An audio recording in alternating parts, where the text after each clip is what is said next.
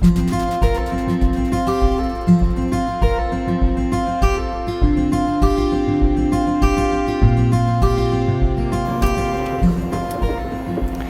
to the Bowen Icon Cancer Centre Radiation Therapy Department. I'm Logan, I'm the clinical lead radiation therapist at the Bowen Icon Cancer Centre. So the first part of the radiation therapy process is coming in to have a planning CT scan. And in the CT scanner we have a wide range of immobilisation equipment which we use to position our patients in a reproducible position for their treatment each day. Our patients and feet are positioned in immobilisation equipment which we use to keep them still. So the first part of the process is making sure the patient is nice and straight, and we use lasers that come out of the ceiling and walls, which you can see on the patient's body here, and we use those to straighten the patient, but also we use those for repositioning the patient each day as we have a similar set on the linear accelerator. We're always making sure that we have the correct patient on the bed, have all our strict identification procedures, a lot of patient reassurance, making sure that all of our equipment is correct and precise. The aim of radiation therapy is to have it as precise and exact as we can. So if we have a reproducible setup that we generate here when we capture our CT image, which is what we use to plan the patient's treatment, then that will translate exactly through to the treatment machine. It needs to be exact as we're delivering high doses of radiation each day, so the position that the patient is in needs to be reproducible on a daily basis so that we can hit that exact target every day. The next step in the process is the radiation treatment planning. So the doctor outlines on the CT scan where they would like to deliver the treatment, and the radiation therapist comes along, plans the radiation treatment to deliver the dose to the tumour, but minimise the dose delivered to the other surrounding normal tissue. The third step in the process is the radiation treatment delivery. Standardly, the radiation gets the patient from the waiting room and brings them through in the maze and into the radiation therapy bunker. The patient comes into the room onto the treatment couch, which is set up exactly the same way as they were for their CT scan. In the treatment bunker, we have an identical set of lasers to the CT scanner, which we use to align the patient first before proceeding with treatment. So to see the lasers, we dim our room lights down. So we raise the patient up on the couch, remove the patient under the head of the machine, and we straighten the patient using the lasers like we did at the CT scan to reproduce that position. So at this point, the two radiation therapists would verify all of the machine parameters and all of the setup parameters for that particular patient and double check it against our setup sheets and all the information that we documented at the CT scan. And once we're happy with the setup position, we reassure the patient, inform the patient that we're leaving the room, and then we leave the room. So we have a last man out button on the wall, which is a sounding alarm, which alerts everyone in the treatment room to be out of the treatment room except the patient. We also have laser gates on the entrance to the bunker as well, and if the radiation beam is switched on and then someone accidentally walks into the treatment bunker, the beam will terminate straight away. At the treatment console, one staff member is always watching the patient on the closed circuit TV cameras. Both radiation therapists are verifying all the machine parameters against the treatment plan that was generated, and the treatment is delivered. So the treatment machine moves around the patient to deliver the treatment.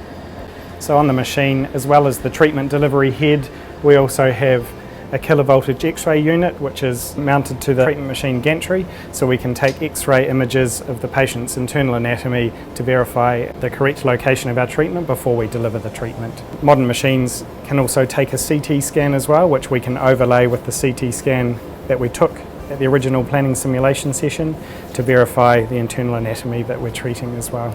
Excellent, we'll see you back tomorrow at 10 a.m. Yeah. I chose a career in radiation therapy as I had a couple of grandparents when I was at high school that were having treatment, so I took them in for their treatments in my school holidays. And from there, the radiation therapist asked if I wanted to go into the treatment room and have a look and see what was going on, and I did. And it really fascinated me, the mix of patient care, technology, it's very precise. And then when I did a little bit more research into that, the applications with radiation treatment planning, physics, and the fast advancing technology is what really drew me in. I really liked the mix of science, but also medical in the fact that you really get to make a connection with people on quite a deep level. You're seeing them every day for sometimes weeks and weeks at a time. And that's what really drew me to it, was that you could help somebody medically, but also really form a bond with them. I got into radiotherapy because it was introduced to me during my first year health sci. It ticked a lot of boxes in terms of my interests. There's quite a technical base to it, but it's also focused on improving people's lives and helping them when they're in a really stressful, challenging situation. It really appeals to me because I get to see these people on a daily basis and see them over a period of time where I get to see that we are making a difference, both clinically but also hopefully in terms of their mindset as they approach their cancer treatment as well. I'm Billy Moody. I'm the Director of the Bachelor of Radiation Therapy at the University of Otago in Wellington. I got into radiation therapy, I was looking for a job working with people. And it's a cliche you'll hear a lot from the radiation therapy stuff, but it's truly why we're in this job. We want to work with science, but we love working with people. It's the rapport we build with our patients. Some of our patients can come for 7 weeks of treatment, and we'll see them 5 days a week over that whole 7 weeks. So we're not just treating the cancer, we get to know the person and we get to know about their lives, and we get to help them at this really critical time in their life. It does sound really scary. It's not. It's such a privilege to be involved in someone's life at that time of their life. Patients are very grateful for the care and the treatment we can give and the difference it makes to their life. I think the most common question we get asked about our job is when we say that we're radiation therapists, people will say, "Oh, so you take x-rays?" And at that point we go, no, we're the people who treat cancer with radiation. A very important part of our program and our training is that the students have large blocks of clinical on-the-job experience while they're training. So they work alongside with the RT teams here to learn how to be the best radiation therapist. The staff here and all around the country are very dedicated to our patients. They are dedicated to being the best radiation therapists they can be and delivering the highest quality of care. That extends to our students as well and training them to become radiation therapists. The job isn't about cancer. The job is about people. And when people come in here, we're not necessarily talking about their cancer every day. Many of our patients, we come in, we have a joke. Yes, there are questions we need to ask, and we're always making sure our patients are well for their treatment and that we're going to manage any issues that they might be having. But generally, we just really enjoy hanging out with people every day. So we'll just talk a little bit further now about the course and the profession a bit more. So you did hear in the question is, what is radiation therapy? And a lot of people have never really heard of it before. So it is planning and treatment of disease with radiation, and that disease is 99% of what we treat is cancer. And the radiation therapist is part of a skilled team of health professionals. And so it's a very multidisciplinary group who look to treat the patients. We are not diagnostic, so we're not the people who take x-rays, we're not the people who do MRIs, we're not the people who do CTs, nuclear medicine, ultrasound. Those are our diagnostic imaging colleagues, and that's a completely separate career and completely separate training programs. And you can see there the institutes that they run out of. Radiation therapy is only offered through the University of Otago, based here in Wellington. We are the national provider for radiation therapists in New Zealand. So as I said, we do work very much as part of that health professional team.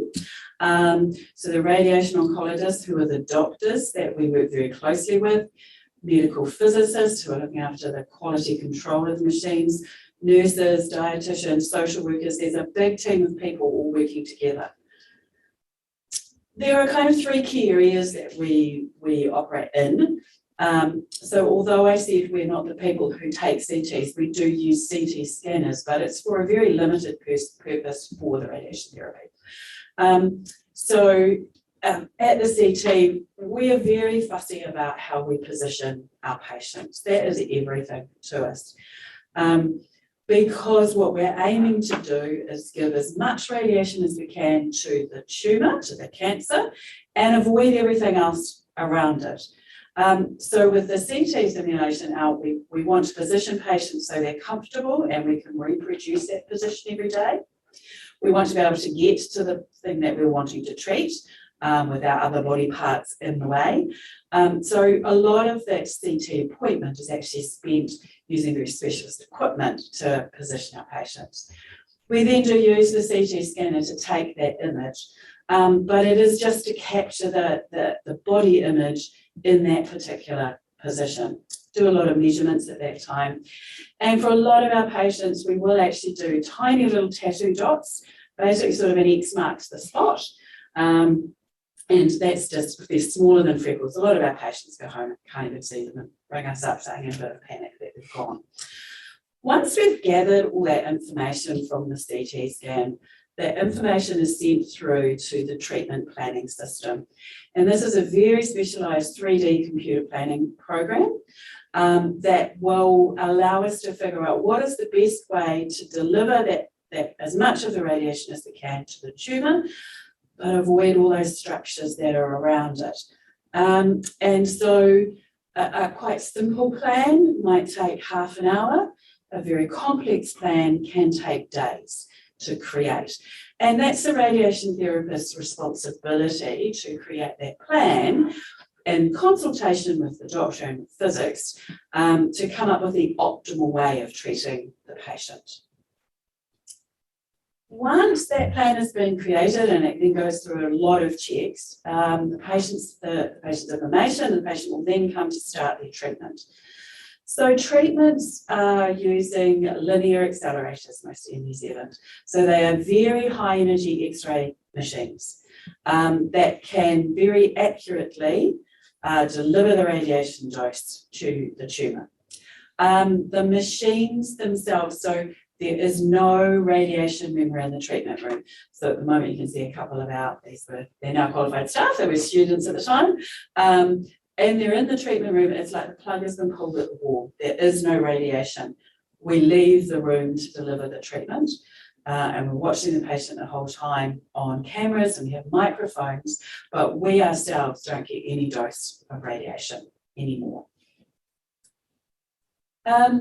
So what are the kinds of skills that you'll develop during the study and how we progress you through? I think communication skills is one of our big ones. Obviously, all of our patients have cancer. They're at quite a vulnerable point in their lives, and we need to be able to make really quick rapport with those patients so they feel comfortable with us. We are going to be asking quite a lot of questions. We always need to make sure everyone's safe to treat before we turn the machine on. So we have excellent communication skills. Problem-solving skills, no 2 days are the same, no 2 patients are the same. And we do treat every patient as an individual. So those problem-solving skills are really important. And that's being in the moment problem-solving skills as well. You've got the idea we work very strongly in teams together. And so teamwork. So as an RT, you really don't work on your own. When you're on the treatment machine, there will be usually 3 or 4 of you working together. Even in planning, where you might be working on a plan on your own, you're always around other people and you're always having those checks done on your work. So we really value and develop those teamwork skills. Obviously, there are a lot of technical skills that are developed. So we know when you come onto the program, you have 0, and we build you right through to being fully competent by the end of the training. And we'll talk a little bit more about that as we go along. Empathy, you've got to be an empathetic person. And we talk a lot about that in program and in the profession, thinking about that person who's in front of you and what they're going through. And often that's more than just the cancer. People come with their whole lives. So cancer is just part of someone's life. And those empathetic skills are really valuable to us to treat the holistic person, the whole person we don't just treat cancer, we treat people. Accuracy and an eye for detail is critical. The thing with radiation is once you give it, you cannot take it back. There is no antidote for it. So we have to get it right the first time and every time. So everything we do is double and triple checked. And that's by the radiation therapist. So you have to actually be a real details kind of person in this profession. And finally, that level of adaptability. As I say, no 2 days are the same, no 2 patients are the same. Something can change quite rapidly. That's the same in most of healthcare. So you've got to be able to stay calm and adapt quite rapidly in the moment. What's it really like? Well, we'll talk a bit more about that. The students will be able to talk a bit more to that as we go along. But usually it's a Monday to Friday working week. We don't usually work weekends.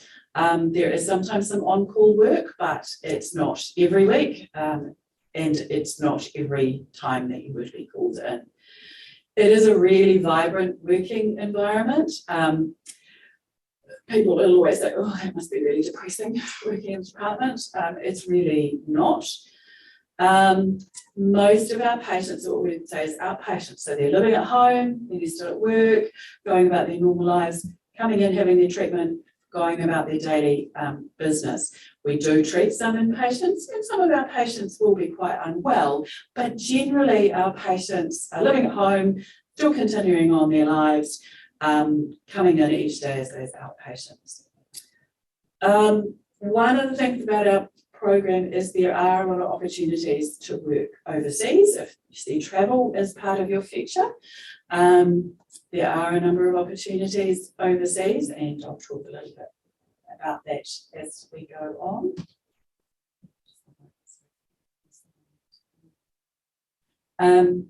One question we get asked all the time is it safe? It is safe. So we work within a lot of legislation and regulations. Staff are outside the room. So as I said, we leave the room when the treatment machine is on. We don't get any radiation at all. So you can work when you're pregnant right up until the day you deliver the baby. There's no danger, no risk to you, no risk to the baby. And the reality is you will receive more radiation dose from flying than you will from working as a radiation therapist. How do I become a radiation therapist? So as I said, the University of Otago are the only provider of the radiation therapy program. It is a 3-year degree. Although we are the University of Otago, we are based in Wellington. There's a School of Medicine for the University of Otago on the Wellington Hospital campus, and that's where the program is delivered from. There are clinical placements that you undertake during your training, and they occur all around the country. So that they can be anywhere from Auckland right down to Dunedin. One of the really nice things about a qualification is that as soon as you qualify at the end of 3 years, you are fully registered. Don't need to do any more. There's no internships, there's no supervision time. You can work immediately upon qualification. So we have a number of admissions categories. There are the 5 admissions categories that you can see here. Secondary school, 1 year of university, 2 or more years of university, graduate and alternative. We are a competitive entry program, which means we have a limited number of clinical places. So as such, when you apply, there is a process. So not everyone who applies will get in. The applications open on the 1st of August and they close on the 15th of September. And I probably can't stress this 15th of September date enough. That is a hard close date. If you miss that date, there is nothing we can do. Your application will not be considered after that 15th of September. You do apply through the university platform, the University of Otago eVision platform. When you're coming to do that application, do not leave it until the last minute. There are a number of steps and a number of documentation that you need to provide. And so if you're trying to do it at 10 o'clock at night on the 15th of September, you won't complete it. So can't really stress enough to get that done. Do you guys remember trying to do your eVision applications? Yeah, there's lots of nodding from my friends next to me here. There are admissions subcategories as well. So for Māori, Pacific Island, refugees, socioeconomic and rural groups. If you think that might be a category that applies to you, I would encourage you to go on to the university website and onto the radiation therapy website and the homepage there, where you will find a lot more information about these subcategories. So they still sit under those other 5 categories that we talked about before.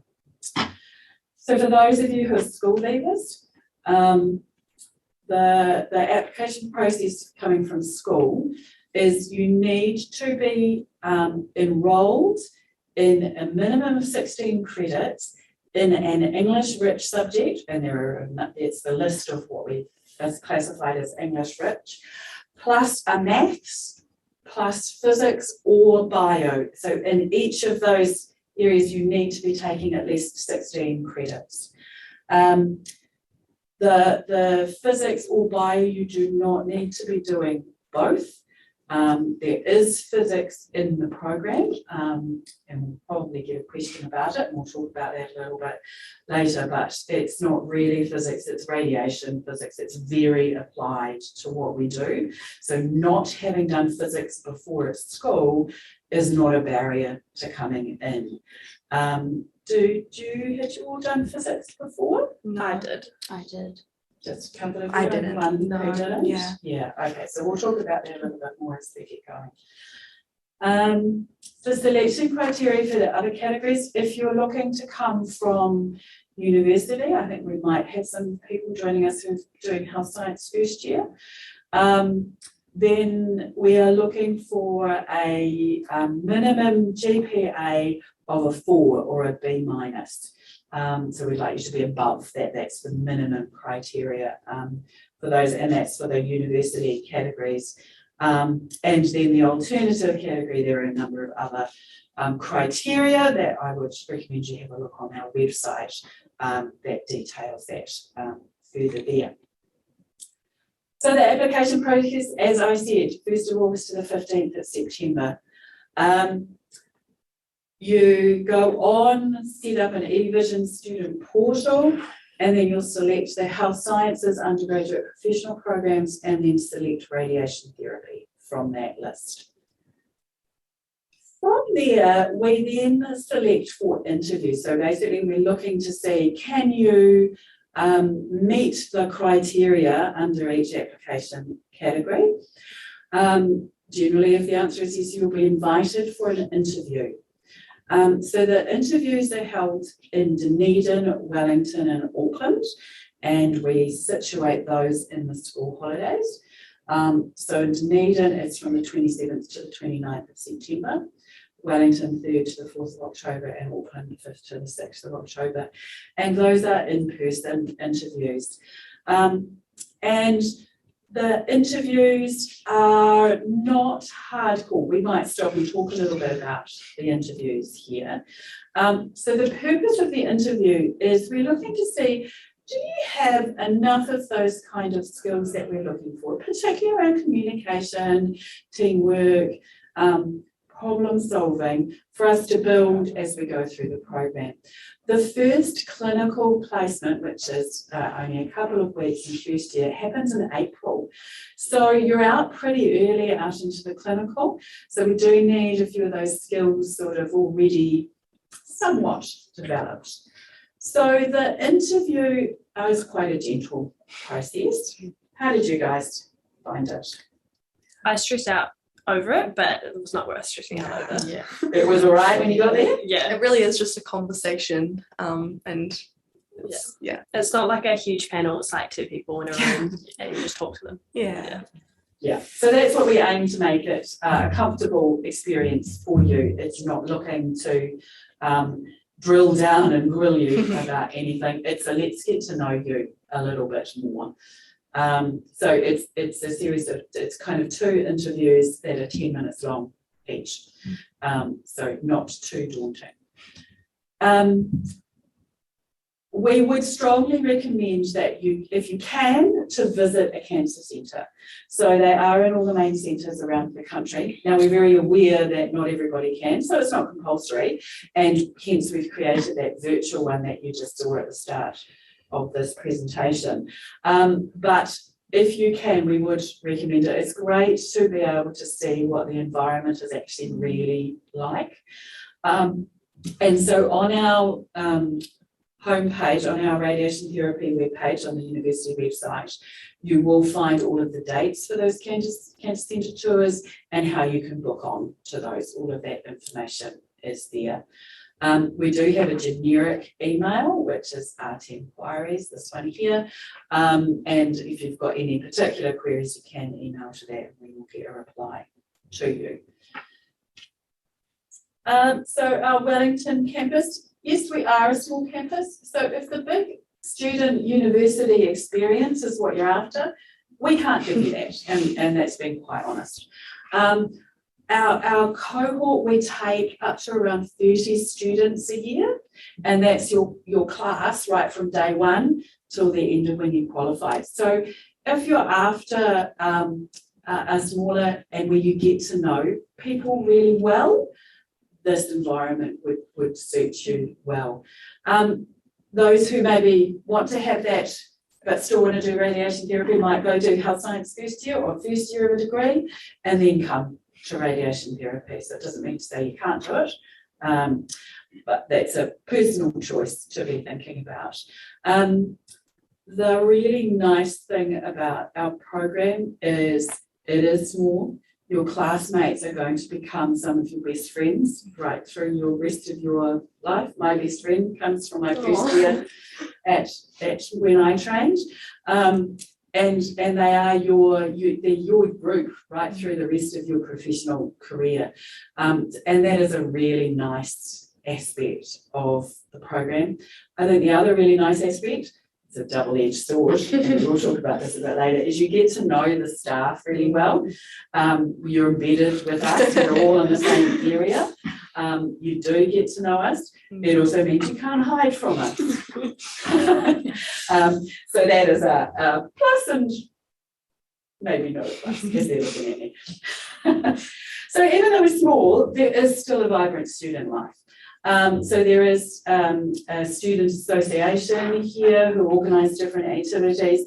You can see our classes really get into a lot of different activities, from Relay for Life through to bake sales to Crazy. This is a class that used to dress up for all of their exams, picnics on the beach, that kind of thing. So although it's small, there is still a lot you can get involved with on the campus.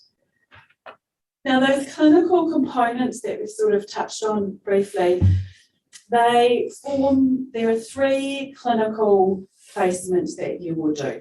So in the first year, most of the year is academic here on the Wellington campus.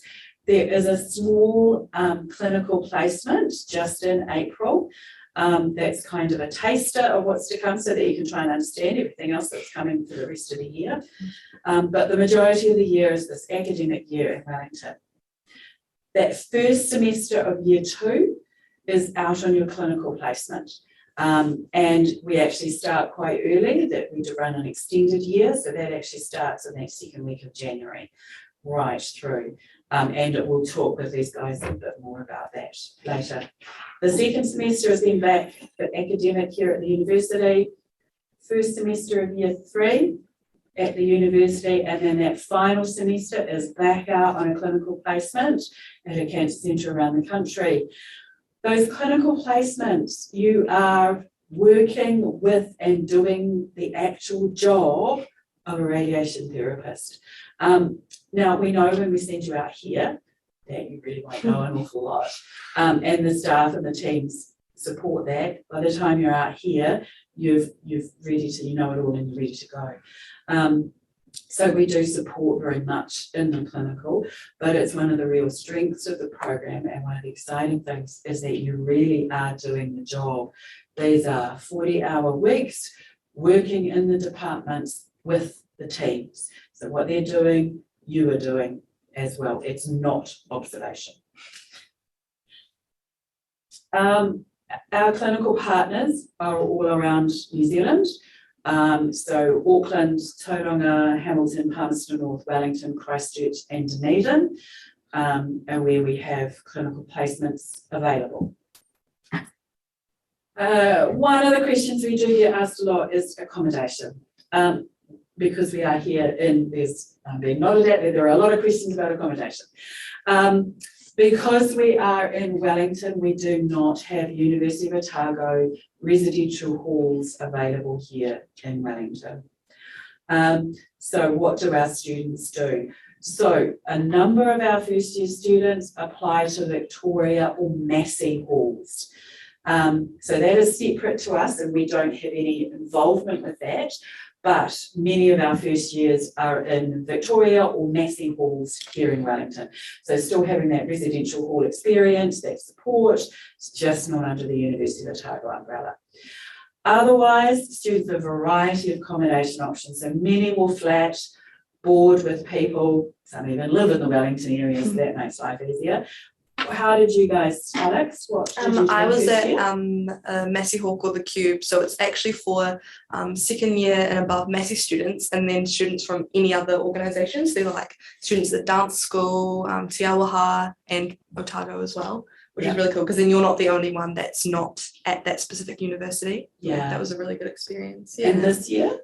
I'm flatting this year. Yeah. Yeah, Holly, what did you This year and last year I was flatting. do? Yeah, Shania, you were. First year I was living in Wellington and then this year I'm flatting. Yeah, yeah. So there are a variety of options. In terms of the University of either Wellington or Victoria or Massey, you need to go onto their websites to look at their close-off dates, things like that. As I say, they're separate institutions, and go into the close-off dates.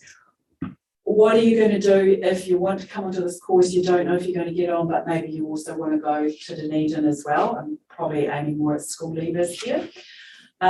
If you accept a place at a Dunedin hall and then get an offer into the Wellington program, you will get your refund back. So your down payment, your deposit back from Dunedin. If it goes the other way, if you accept a place at a Wellington hall and then don't get offered a place on our program, you won't get the deposit back from the Wellington halls because they're not affiliated to the University of Otago. So I hope that sort of makes sense, but just in case, because you might feel, oh, I have to apply to 2 different accommodations. I don't want to lose money both ways. One way we can sort of say you should be all right. One of the things after you qualify is there are excellent employment opportunities currently in New Zealand and overseas. Like most of the health system in New Zealand, we are short-staffed of radiation therapists, and that will not change in the next few years. That will continue to be short-staffed for a little while to come yet. But even in years where we are reasonably staffed, there are still reasonably good employment opportunities in New Zealand. If you were very fixed on only working at a particular centre, then you might have to wait a little bit longer. If you're prepared to work where the jobs are, then you will pretty much get a job. It's not guaranteed, but that's pretty good. Starting salary is around 66,000, and that's your first year, and you will increase annually from there up until you have been qualified for 8 years now.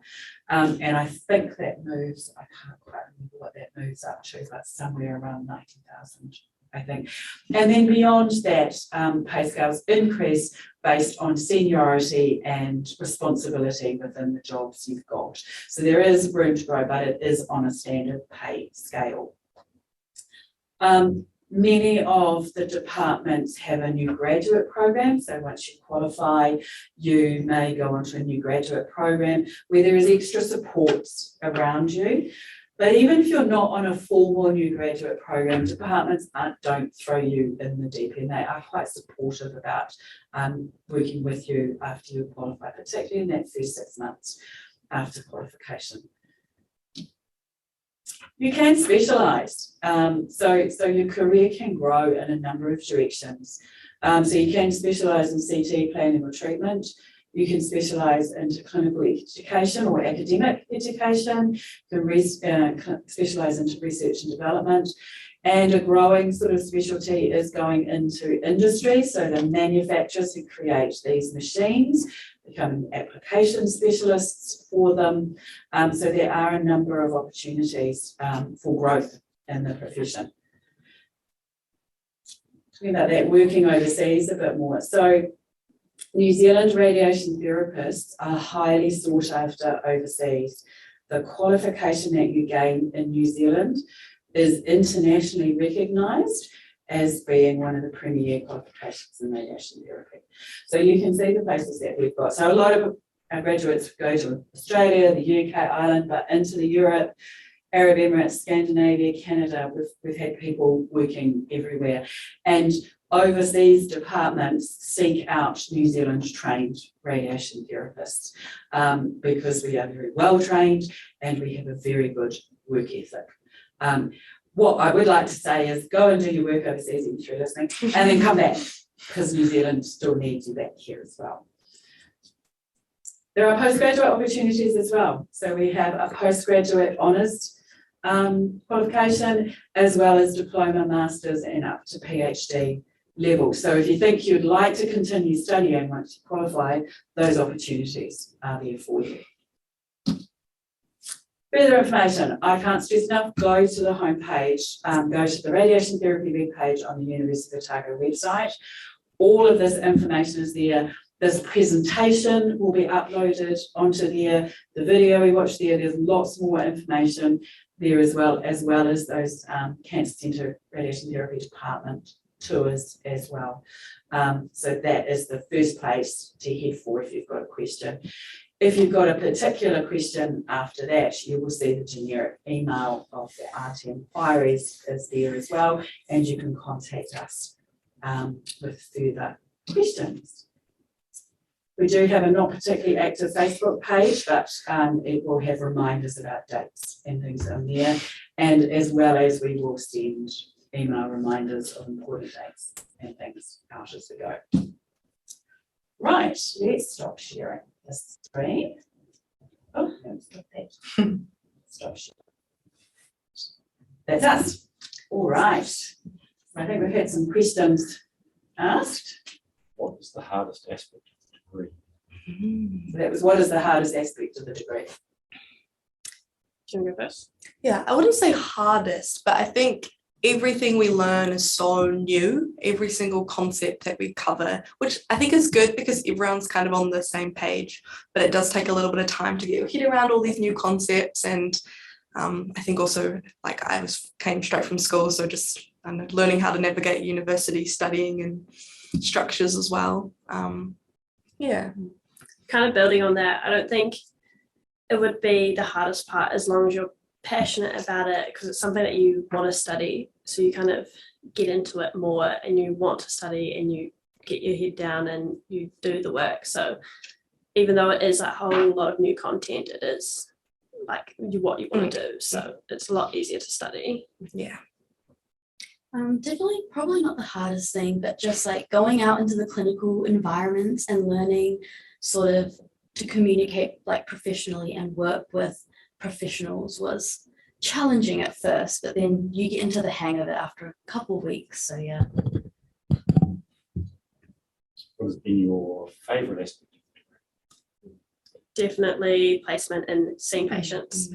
But you don't really like understand what it is like until you get into the department, and you actually do build a lot of rapport with a lot of patients, which is quite cool because a lot of people, as Billy was saying, think it's such a interesting workplace and because they haven't been in the environment, but once you get in there, it's totally different to what you would think. So it's very cool. Yeah, I really enjoyed going into placement and kind of seeing everything that we've learned in first year. When you actually get into placement, it all makes so much sense, and things, even concepts that you weren't so sure about in first year, when you actually get there, it's it all makes sense. You see why you've learned all the stuff, and I really enjoyed that actually. I think my favorite part was going to placement and actually finally getting to interact with patients, because at uni they tell you that you'll interact with patients, but you sort of don't get it until you're in placement and you're actually able to have those conversations and see them every day. Yeah. There's a couple more questions about clinical placement. One's asking about what clinical placements are like. So expand on that. I was asking about how you find the balance between clinical placement and theory. Well, when we're on placement, all we're doing is placement. So it's kind of like a 40-hour week, or I think 8 till 4:30 job.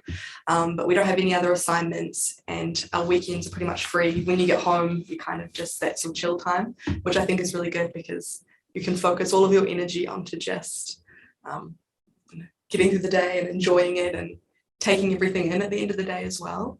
We're not really thrown into the deep end either. We have like 4 weeks of work experience at the start of placement.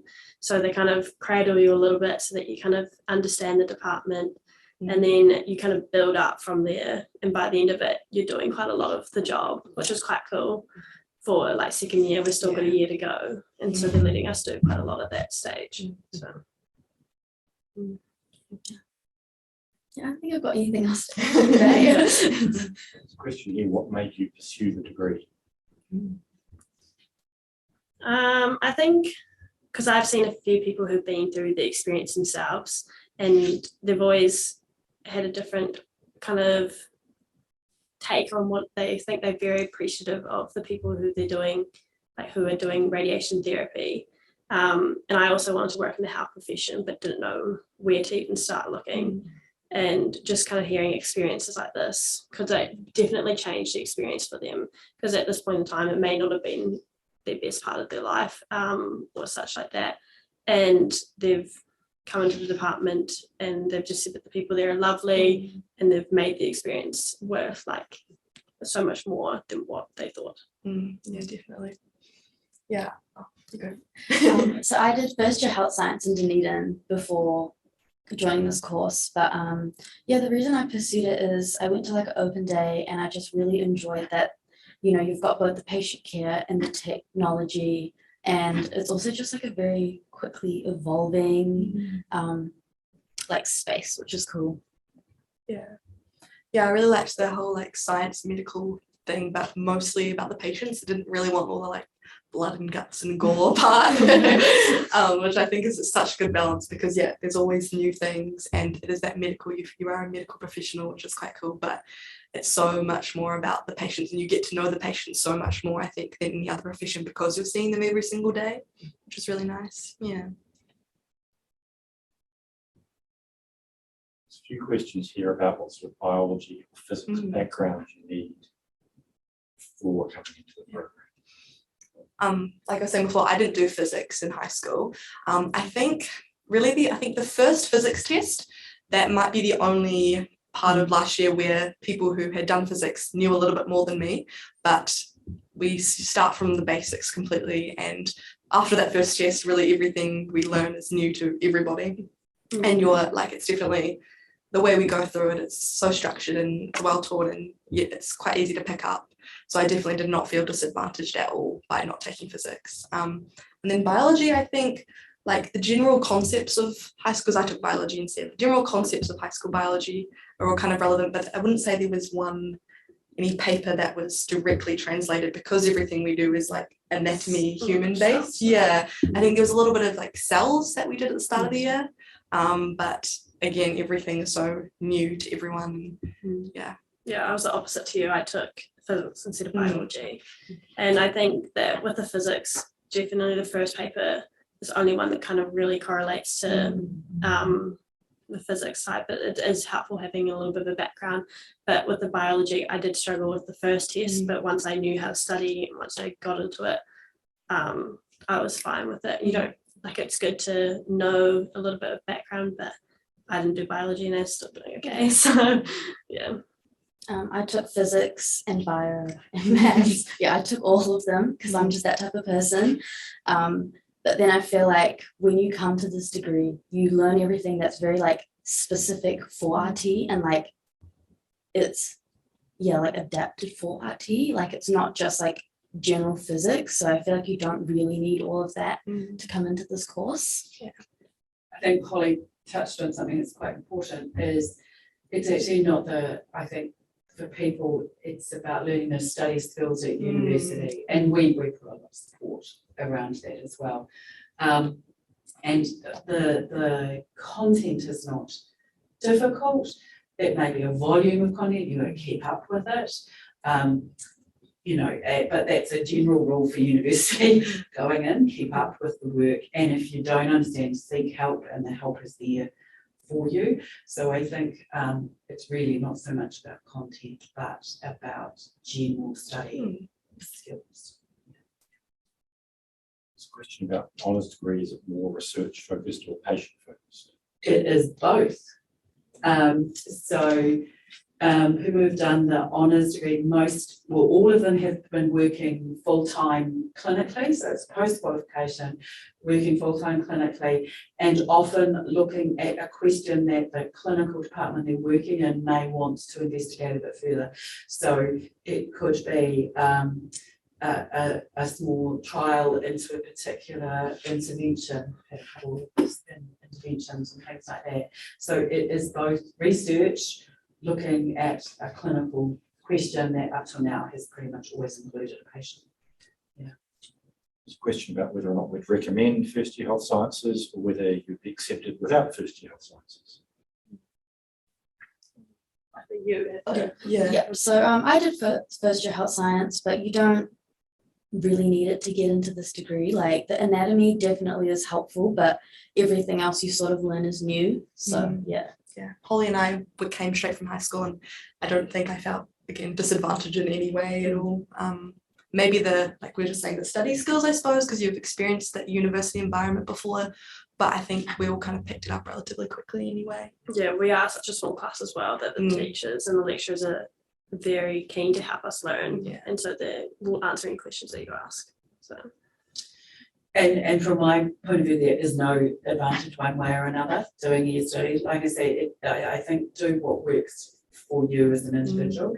If you know this is what you want to do, then there's no reason to not come straight from school. If you think, oh, I'd like to have a bigger university experience, or I'm really not 100% certain, then something like health science first year, or a first year of a science degree, something like that is a really good option to open up lots of options for you and not shut down radiation therapy as an option. So we don't have a preference for one or the other at all. Question about how important it is to attend the University Open Day. Oh, the one that's upcoming? I would assume that is. So the university has had an open day that has been and gone. Our department here is having an open day on the 28th of August.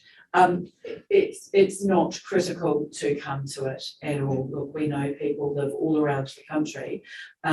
So if you can make it, great, but I wouldn't particularly spend a lot of money or spend a lot of time, or if it was going to be particularly challenging to get here, don't do that. That's why we run things like this webinar. That's why we have the CAD Centre tours all around the country. That's why we've created the video resources as well to take away those barriers. So we'd love to see you if you can make it. Don't worry if you can't. This question, where are you guys from, without too much detail, and how did it feel moving away from everything you knew? I'll go first. I'm from a small town in South Island, so I knew from like day dot that I had to move out of home. I am quite lucky, kind of. I have some family here, but they're a little bit distant. But I think moving out of home and coming up to the city, everyone here is just lovely, and like because we are such a small class, you can find friends that way, or if you're in a hall, you find friends that way. You never feel like you're kind of excluded or alone, which is kind of nice. And like we see each other every day. It's like, yeah, so we get to know each other pretty well. So I enjoyed moving away and kind of getting a new experience. But yeah. I'm from Palmerston North, so not too far away. But it's close enough that you can get the train back every weekend if you want. Not that I do. But Wellington is such a cool city. I think I really enjoyed just exploring a new city. And I think when you're so excited to be doing what you want to do, coming here as well, I think there wasn't much time to be too nervous about moving away from home, because all I could think about was getting here and studying and enjoying it. But yeah, it's a cool city, cool people. Yeah.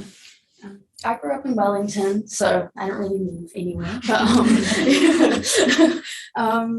But yeah, it's just like really nice to have a small class because you can make friends and like you get to know everyone in the class, and even with like all the lecturers and all the staff are always like super friendly and yeah. Yeah, that's say that. But we like to think that we are. If interviews are in September, October, then are only the results from the first semester considered? No, so offers are not made. So once those interviews that happen, the actual offers don't get sent out until mid-December, when we have all of the university results. What will happen if you're a school leaver is that if you get an offer, it will be a conditional offer on your NCEA results. So you get a conditional offer when those NCEA results come out. We see how you've done in that, and your offer, because you'll have all done well and got your 16 credits in those subjects and passed and got university entrance, then that offer is converted to a confirmed offer. Does this qualification mean that you can also become a radiation oncologist? I wish. No, I think that. So a radiation oncologist is a consultant doctor. So they have done all of their medical training and qualified as a doctor, and then they've gone on to specialise further into radiation oncology. If you wanted to go from radiation therapy into radiation oncology, unfortunately you have to start all the way back at the start and do all of the medical training to then specialise into radiation oncology. I should clarify, I don't wish that I was a radiation Yeah. oncologist, actually. No, radiation therapy is, I mean, I can't speak for radiation oncologists, but Sorry, Alex, you can stop now. Are there any opportunities for scholarships? Scholarships are through, there aren't particular radiation therapy scholarships, but there are the University of Otago scholarships that are available and are part of the eVision process. Did you all look at that when you applied for scholarships? So there are the university scholarships that you can apply for. There aren't specific radiation therapy. There are other like on the Minister of Education and stuff, there's other scholarships you can apply for as well. If you're coming from school, your school's liaison, you've probably met some of the school's liaisons, or your careers advisors are good people to talk to you about that, because they will be able to point you into lots of directions about scholarships. What is the weekly workload like when not on clinical? We currently have class on Tuesdays to Fridays. The lectures are generally about 2 to 3 hours long. Yeah. So you are required to do some work outside of the classroom. It's not just going to be all in the classroom, but we have like that Monday where it's everyone else is at work or everyone else is at class, that you have those times like to catch up on work or do the pre-work for the rest of the week. It's kind of, what hours do we do? We start about 9 o'clock and can vary a little bit and finish lectures about 2-ish. Yeah. Yeah. It's definitely not an unmanageable workload at all. I think, like Billy was saying before, possibly the it's a lot of new information, and maybe like I suppose the quantity of like new information can be a lot sometimes, but it's definitely not unmanageable. You have to put in the work, but I think for everything you have to put in the work anyway. So yeah, It's definitely doable with a job as well, you know, so yeah, that's. So certainly in first year, I'd say the majority of students in first year probably have some part-time work. Clearly how much part-time work will be a bit individual to you. You certainly couldn't work full-time, but most people do have some kind of part-time work. And because we're a smaller program based here, we're quite mindful of that when we set our timetable. So we are aware that we will have lives and other things. So we try, guarantees, to make the timetable work friendly and life friendly.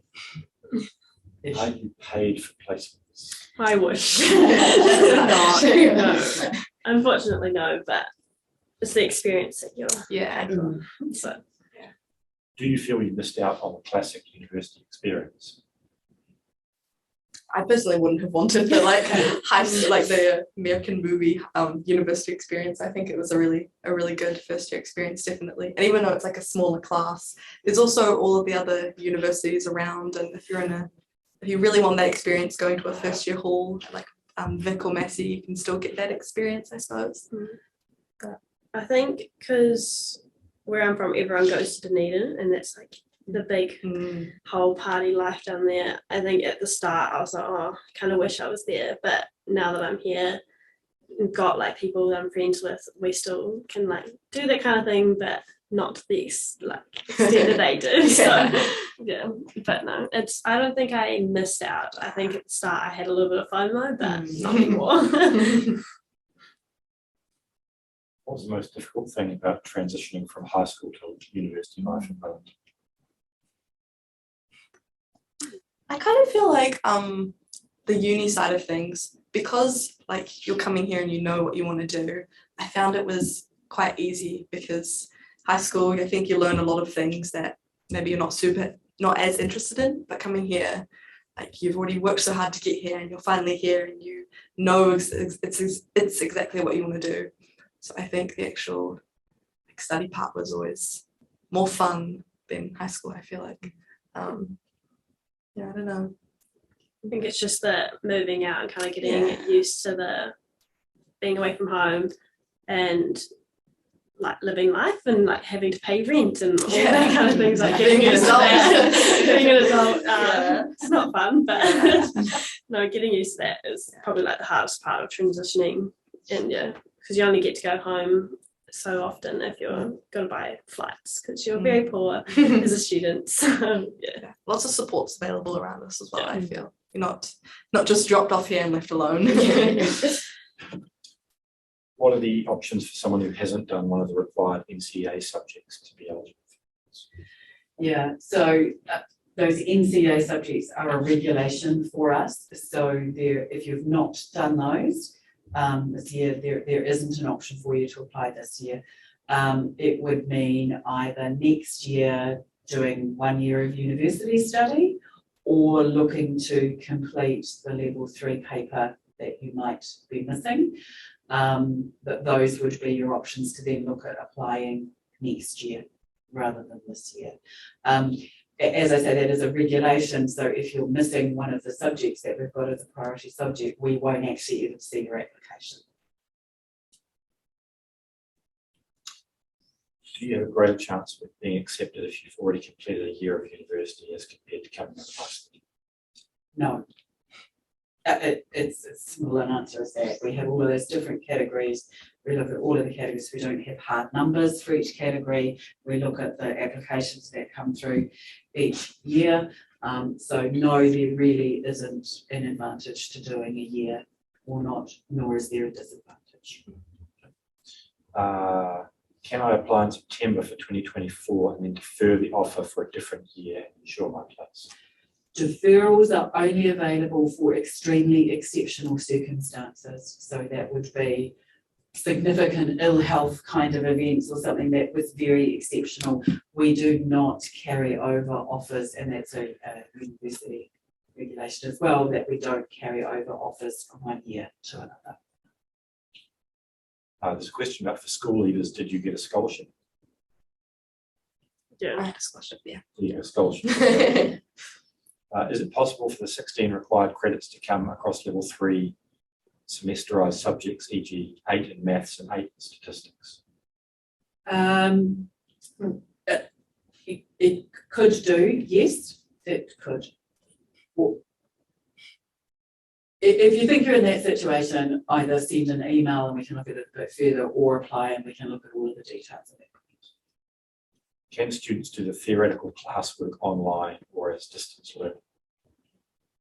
So, no, we don't do distance learning. The papers are here in person. If you remember some of the slides that we were looking about the skills that we're developing, lots of them are around communication, teamwork, attention, detail. And our experience is that in person, learning with each other, our classes are not didactic in that we don't have a person stand up the front and talk at you for 2 hours. It's other than one. It is very much group. We expect interaction, lots of group work, lots of teamwork. What would you guys think about that? I think being in person makes such a difference. I wouldn't have wanted to do it online. I think you'd definitely be missing out. Yeah, it's some of it's a lot of discussion based as well, and we do a lot of team work kind of assignments as well. So kind of being in the classroom is helpful, and that helps us build like our teamwork and communication skills. So a lot of different types of assignments. I feel like that's something that's relevant too. We don't just do tests I think we had group assignments, tests, and written assignments, and like discussions, and all sorts of different oral. Yeah. When you look at NCEA results, do you look at all the levels from 1 to 3 or just 2 and 3? 2 and 3. That's So great. Thank you everyone for staying on. I know we've gone slightly over time. We really appreciate you taking the time to hear a bit more about it. I hope that has been helpful. So Steve, if you've got particular questions, email us, get in touch. Otherwise, remember those dates I talked about. Study hard, have fun. I'd like to really thank Alex, Holly and Sania. These guys have actually given up their evening to do this. They've volunteered. But I really do, and I think it's great to hear from you guys. That's really valuable. So I do thank you very much for that. And thank you everyone. I look forward to hopefully seeing many of you applying and may get to see some of you at interviews. Good evening and go well. Thank you.